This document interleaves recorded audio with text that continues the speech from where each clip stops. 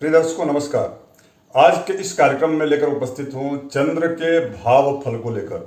चंद्र चूंकि आप सबको ज्ञात है कि मन के कारक ग्रह होते हैं, माता के सुख भ्रमण, इसके साथ साथ में आकर्षक व्यक्तित्व, सौम्य इनका स्वभाव होता है।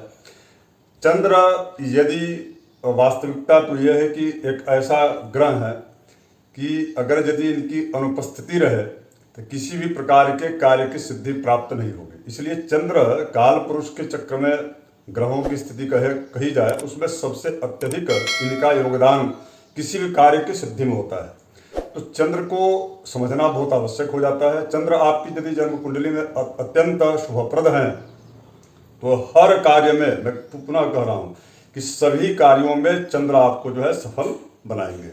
इसलिए चंद्र की महती भूमिका व्यक्ति के जीवन में होती है। चंद्र चूंकि रक्त के भी कारक ग्रह होते हैं, कई बार जो ब्लड से संबंधित जो डिसीज है उसको जो है वो चंद्र प्रभावित करते हैं। चंद्र बाएं नेत्र को प्रभावित करते हैं। चंद्र जो है वह कई बार देखा गया है कि जिस मानसिक से संबंधित जो रोग होता है या मस्तिष्क की जो है बीमारियां होती हैं उसमें भी इनका जो है प्रभाव होता है। सांस की बीमारी, कफ विकार आदि चीज़ों को ये प्रभावित करते हैं। चंद्र की सबसे बड़ी अच्छाई ये है कि अगर यदि यह गुरु के साथ इनकी युति हो जाए, कई ऐसे ग्रह हैं जिनके साथ इनकी युति बड़ी शुभप्रद होती है, किंतु सबसे अत्यधिक यदि प्रशंसा की गई है किसी की युति की तो गुरु की युति की। अर्थात देखिए, गुरु होता है और मन दोनों यदि एक साथ युति बना लें तो निश्चित रूप से वह तन्मयता पूर्वक यदि कोई शिष्य कार्य करता है तो गुरु प्रसन्न होता है और इसलिए बहुत ही अच्छा मतलब ये योग संयोग होता है। आगे मैं कभी पुनः क्रमशः सभी राजयोगों पर मैं चर्चा करूंगा। आज का जो विषय है ये विषय है कि चंद्र के 12 भावों में क्या फल होता है।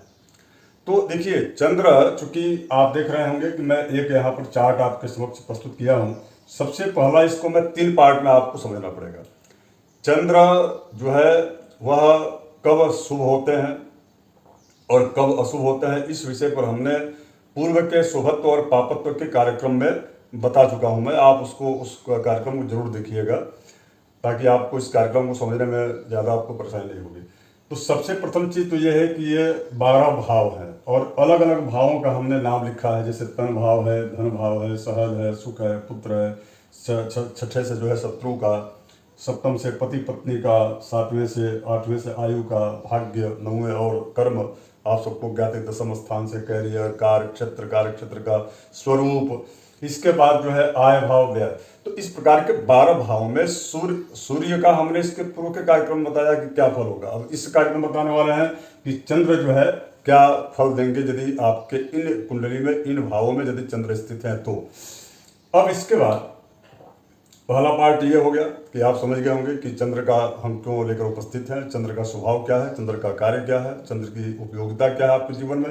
अब इसके बाद हम चर्चा करेंगे कि चंद्र अत्यधिक शुभ किस लग्न में होते हैं। तो देखिए, यहाँ पर हमने लिखा है 2, 4 और 8। चंद्र की राशि जो है स्वराशि उनकी हमने यहाँ लिखा कर्क राशि है। चंद्र की उच्च की राशि वृष राशि है और नीच की जो राशि है वो है उनकी यह वृश्चिक राशि। 3 डिग्री तक यह अत्यंत निष्ठ के रहते हैं और 3 डिग्री तक यह अत्यंत परम उच्च के रहते हैं वृष की राशि में। और इसके बाद इसका मतलब यह है कि 2 और 4 यह तो इनका शाश्वत इनकी राशि है, अर्थात 4 इनकी स्वयं की राशि है और 2 इनका नंबर जो है इनकी उच्च की राशि है। यहाँ पर यदि चंद्र कहीं पर भी कुंडली में इस अंक में यानी किस नंबर पर रहेंगे तो निश्चित रूप से वह बहुत ही शुभप्रद होंगे। एक पार्ट यह गोचर का है। दूसरा, इसके पूर्व के कार्यक्रम हम बता चुके हैं कि सूर्य बलि और महाबली और अत्यंत बलि कब होता है, तो उसको आप जरूर देखिएगा। अब इसके बाद एक और इसमें लग्न जो होता है योग कारक लग्न। देखिए, 2 हमने लिखा, यदि 2 में 2 नंबर में यदि चंद्र होते हैं तो बहुत अच्छा होता है और यदि 4 में होते हैं तो और अच्छा होते हैं। लेकिन अगर यदि वृश्चिक इनका लग्न, यहाँ पर यदि वृश्चिक लग्न होता है और वहाँ वृश्चिक लग्न में चंद्र कहीं पर भी उपस्थित हो लेकिन उनका प्रभाव बहुत ही शुभप्रद देखा गया। इसलिए देखा गया क्योंकि जब यहाँ पर 8 नंबर होगा लग्न का मतलब यहाँ 8 नंबर होना है, यदि यहाँ 8 नंबर होगा तो 1 2 3 4 5 6 7 और 8 और 9, अर्थात जो है नौवें यानी कि 8 9 10 11 12 1 2 3 और 4, अर्थात यदि यहाँ 8 होगा नंबर तो यहाँ पर 4 होना स्वाभाविक है। तो 4 का मतलब कि इनकी स्वराशि हो गई। यदि अपनी स्वराशि में भाग्य में भाग्येश होकर के चंद्र रहेंगे तो निश्चित रूप से वह योग कारक हो जाते हैं। ऐसा पहले के कार्यक्रम हमने बताया है कि योग कारक ग्रह कब किस किस स्थिति में होते हैं। तो ऐसी स्थिति में वृश्चिक लग्न के चंद्र जो है, वृश्चिक लग्न में या वृश्चिक लग्न वालों के लिए चंद्र अत्यंत शुभप्रद हो जाते हैं, किंतु वह योग कारक हो जाते हैं। लेकिन वह अकारक कब होते हैं? तो कुंभ लग्न में वह अकारक हो जाते हैं। हमने यहाँ पर 11 कुंभ का मतलब 11 अंक हमने यहाँ पर लिख करके और ये बता दिया है राउंड करके। तो अब आप समझ गए होंगे कि कारक यानी कि अत्यंत शुभप्रद कौन सा इनका लग्न है। तो यह वह लग्न है इनका अत्यंत शुभप्रद जो है वृश्चिक है, और अकारक जो लग्न है वह है कुंभ लग्न है। अब इसके बाद से किन भावों में चंद्र अत्यधिक जो है शुभप्रद रहते हैं? तो देखिए हमने राइट क्लिक किया है, लग्न में इनका बड़ा अच्छा प्रदर्शन होता है, कर्म भाव में इनका बहुत अच्छा प्रदर्शन होता है, सुख अर्थात जो है चतुर्थ स्थान तो इनका कारक भाव होता है, अत्यंत शुभप्रद होता है। इसके अतिरिक्त जो है भाग्य स्थान में भी और आय के स्थान में तो यह अत्यंत शुभप्रद हो जाते हैं। अर्थात यदि जिसकी कुंडली में जहाँ जहाँ पर मैंने 3 राइट क्लिक किया है, यदि वहाँ पर चंद्र उपस्थित है जिनकी कुंडली में जो है, तो वह चंद्र उनके जीवन में, देखिए चंद्र लक्ष्मी के भी कारक ग्रह होते हैं, चंद्र मन के कारक ग्रह होते हैं, चंद्र अस्थिरता यानी कि चंचलता के भी कारक ग्रह होते हैं। तो यदि चंद्र शुभ होंगे तो उनका जो शुभ प्रभाव है, शुभग्रह है भी स्वाभाविक, वह नैसर्गिक रूप से शुभग्रह है, तो वह उस व्यक्ति के जीवन में सुख समृद्धि यश और मान सम्मान को बढ़ा देंगे। अब हम चर्चा करेंगे कि भाव के अर्थ के आधार पर कि यह आपके जीवन में चंद्र क्या क्या देंगे, किन स्थानों पर रहेंगे। तो उसको जानने से पहले मैं आपको ये बता दूं कि चंद्र के मित्र ग्रह कौन से हैं, चंद्र के शत्रु, ये बहुत आवश्यक है, इस चीज़ को भी समझ लेना। देखिए चंद्र के जो है मित्र ग्रह यहाँ हमने लिख दिया है, आपके ध्यान में रहे इसके लिए, सूर्य और बुध, ये उनके परम जो है बहुत अजीज मित्र हैं, सूर्य और बुध। और इसके पूर्व के कार्यक्रम हमने सूर्य के भावफल में हमने कहा भी है कि अगर सूर्य और चंद्र दोनों आपस में बड़े अच्छे ग्रह हैं, किंतु यदि सूर्य और चंद्र दोनों एक साथ युति बनाकर बैठते हैं तो वह बहुत ज़्यादा यानी कि चंद्र के फल का वहाँ पर जो है निश्चय हो जाता है, इसलिए वह शुभता प्रद नहीं होता, केवल आत्मविश्वास से काम नहीं होता। क्योंकि सूर्य आत्मक कारक ग्रह होते हैं और जो चंद्र होते हैं वो मन के कारक ग्रह होते हैं। तो मन और आत्मा दोनों की आवश्यकता एक संयुक्त रूप से जो है व्यक्ति के जीवन को संचालित करने में लगती है। तो अगर यदि किसी एक का यदि लोप हो जाए तो निश्चित रूप से वह बहुत ज़्यादा उसमें परेशानियां जीवन को संचालित करने में आएंगी। इसलिए युति चंद्र सूर्य की तो अच्छी नहीं होती, किंतु सूर्य चंद्र का जो है सम्मुख दृष्टि संबंध जो है वह अत्यंत लाभप्रद होता है। इसलिए मैं आप सबसे कहूँगा, और वह राजयोग कारक हो जाता है। सूर्य और चंद्र की जितनी दूरी बढ़ेगी उतना ही उस व्यक्ति के जीवन में सूर्य और चंद्र का शुभ प्रभाव देखा जाएगा। इसलिए यह आपको जान लेना बहुत आवश्यक है। किंतु सूर्य और इनके बुध दोनों इनके मित्र ग्रह हैं, तो निश्चित रूप से चंद्र के लिए, चंद्र के चूंकि आप सबको ज्ञात है कि बुध उनके पुत्र भी हैं, तो निश्चित रूप से आत्मीयता रहेगी। चंद्र बहुत सौम्य ग्रह हैं और उनके स्वभाव के अनुसार या मिलता जुलता कोई व्यक्ति मिल जाए तो मित्र होना स्वाभाविक सी बात है। समग्रह इनके मंगल शुक्र और शनि गुरु चारों ग्रह इनके समभाव हैं, यानी कि इनकी जो विचारधारा है वह वैसा मानते हैं कि हमारे ही विचारधारा के अनुकूल इनके भी विचार हैं। शत्रु इनके कौन है? तो शत्रु इनके जो है बात करेंगे शत्रु की, तो राहु केतु इनके शत्रु हैं। अब हम चर्चा करेंगे इसके आगे।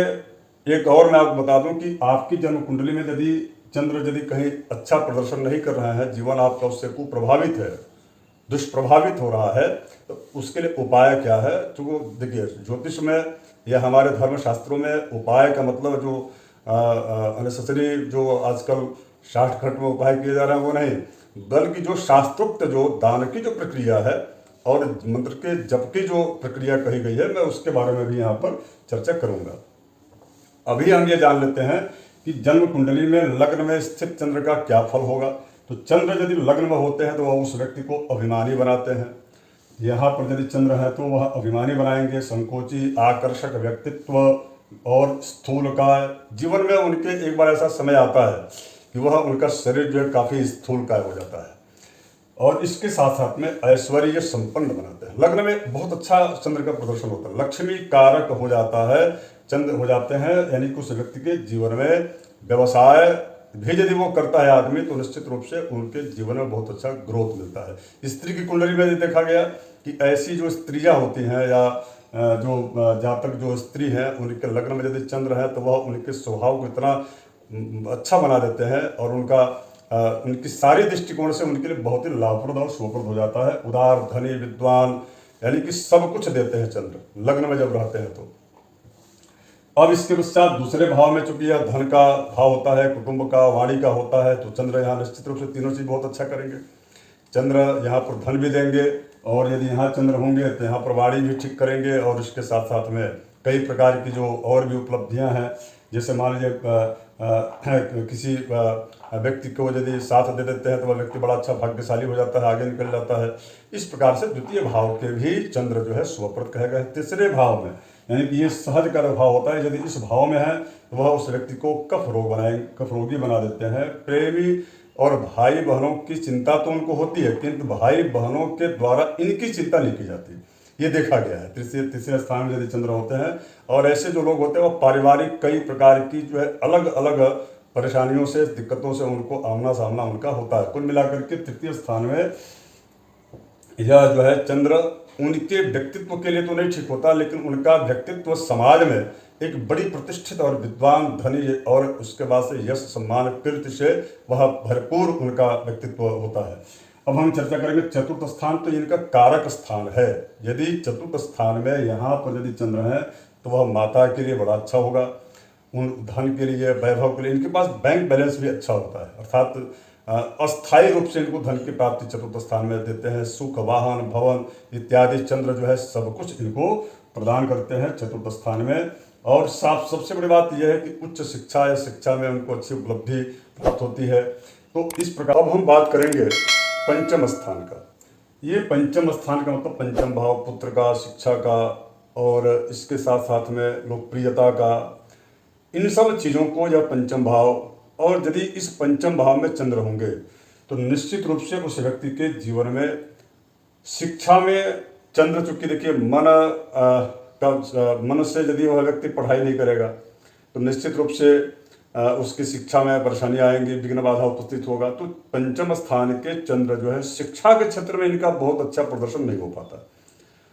हाँ, अगर यदि वह चंद्र यदि बहुत शुभप्रद है तो उनको स्त्री सुख देंगे, संतति में, संतान में विशेष रूप से कन्या की प्राप्ति होती है, क्योंकि यह पंचम स्थान उनका होता है। सदाचारी उनका व्यक्तित्व होता है। किंतु इनका और कई क्षेत्रों में विशेष करके जो इनके द्वारा जो निर्णय लिया जाता है उस निर्णय में ये देखा जाता है कि वो जब भी निर्णय लेते हैं वो भावनात्मक रूप से लेते हैं, तो थोड़ी सी उसमें उनको असफलता भी प्राप्त होती है, जिसकी वजह से धन की हानि उनको होती है। ऐसा जीवन में 2-3 बार ऐसा उनके जो है बड़ा बड़ा धन हानि का योग बनता है। तो यदि उनको भावनात्मक रूप से निर्णय न लें तो इस प्रकार की चीज़ों से बच जाएंगे। बात करेंगे अब छठे भाव का। देखिए छठे भाव में तो हमने यहाँ पर क्रॉस किया है, यानी कि छठे भाव में चंद्र का प्रदर्शन बिल्कुल भी निगेटिव ही रहता है, छठे, 8वें और 12वें स्थान में। बाकी सभी जगह चंद्र बहुत अच्छा उनका प्रदर्शन होता है, किंतु अत्यंत अच्छा किन किन भाव में होता है मैं उसको बताऊंगा। सबसे पहले शत्रु स्थान में यदि रहते हैं तो वह व्यक्ति बड़ा क्रोधी हो जाता है, बहुत जो है आलसी प्रवृत्ति के ऐसे लोग हो जाते हैं।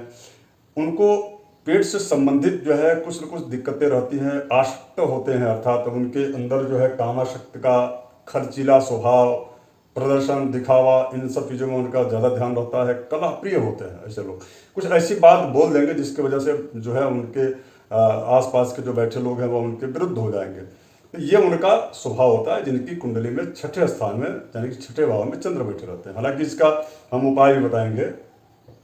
बात करेंगे सप्तम भाव का। देखिए सप्तम भाव तो इनका चंद्र यदि स्त्री की कुंडली है तो वह उनके पति के स्वभाव को दर्शाता है, और यदि पुरुष की कुंडली है तो उसके पत्नी के स्वभाव को दर्शाता है। किंतु यहाँ पर पति का यदि कुंडली है पुरुष का, तो उसकी पत्नी यदि चंद्र सप्तम स्थान में बैठे तो बहुत अच्छी मिलती है, सौभाग्यशालिनी, सौम्य, और इसके साथ साथ में उनकी सोच बड़ी उदार होती है। और एक नारी के लिए जो कि गृहिणी हो, उनके लिए यदि उनका स्वभाव उदार हो तो परिवार में कलह होगा ही नहीं। जब कलह नहीं होगा तो जहाँ सुमति तहाँ संपत्ति नाना, बहुत अच्छा रहता है।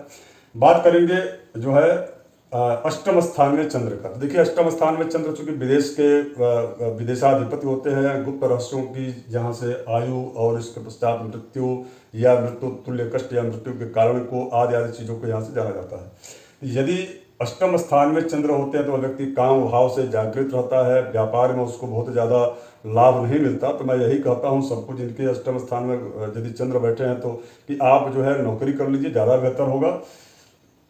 उसके साथ साथ में विकारग्रस्त और ऐसे लोग बहुत ज़्यादा बोलते हैं, बोलने में इनकी कुछ सीमा नहीं होती, और कुछ भी कहीं भी इस प्रकार की स्थितियाँ प्रायः अष्टम स्थान में अष्टम भाव में बैठे चंद्र के लोगों को देखा गया है। तो वाचालता कम लाना चाहिए। और इनको एक और समस्या होती है यदि स्त्री की कुंडली है तो प्रायः हमने देखा है कि ऐसे जो स्त्रियां हैं उनकी जन्म कुंडली में संतान इससे संबंधित या जो है बच्चेदानी से संबंधित उनको दिक्कतें आती हैं, तो मेडिकली थोड़ी सी परेशानियां रहती हैं, तो उसको ठीक कराया जा सकता है। अब हम बात करेंगे नवम स्थान। ये जो स्थान है यहाँ पर यदि चंद्र है तो वह उस व्यक्ति को विद्वान, विद्या प्रिय, चंचल, प्रवास प्रिय, धर्मात्मा, प्रतिष्ठा, किसी जिस भी संस्थान में जाते हैं उस संस्थान के, चाहे वह प्राइवेट संस्थान हो या शासकीय हो, उस संस्थान के मुखिया ही वो बनते हैं। अर्थात ऐसा व्यक्ति नेतृत्व करने वाला राजनेता भी बनता है, और बड़ी प्रतिष्ठा होती है ऐसे लोगों की जिनके नवम स्थान में चंद्र होते हैं।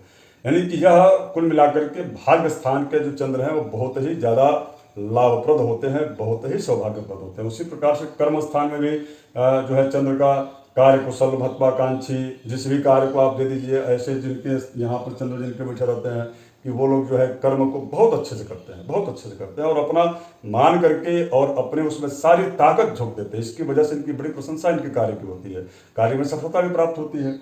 तो दसम स्थान में, दसम भाव में जो कर्म भाव में चंद्र जो है उस व्यक्ति को बहुत अच्छा, और यहाँ तक कि कहा गया कि ऐसे यदि यहाँ पर चंद्र है तो उस व्यक्ति को कुल दीपक कहा जाता है। यदि स्त्री की कुंडली में यहाँ पर चंद्र है तो वह जो महिला है वह अपने जीवन में संतान, धन, पति, सुख, इसके साथ साथ में समृद्धि अत्यंत होती है, और उनकी बड़ी प्रशंसा होती है, यानी कि वो भी अपने वर्ग में नेतृत्व ही करती हैं, ऐसा देखा गया। तो कुल दीपक योग यहाँ पर बनता है। बात करेंगे आय का। आय भाव में यदि देखिए, आय भाव में चूंकि 11वां भाव होता है और इस भाव से जुड़ा हुआ यदि पापक ग्रह है तो वो भी शुभप्रद फल देता है। और यहाँ तो ये तो चंद्र तो जो है सौम्य ग्रह है, शुभप्रद शुभग्रह है, तो यहाँ पर चंद्र जो है उस व्यक्ति को गुणवान, पुत्र, धन, संपत्ति, यश, लोकप्रियता बड़ी ऐसे लोगों की होती है। सबसे बड़ी बात यह है कि राज्य में इनका बड़ा अच्छा दखल होता है,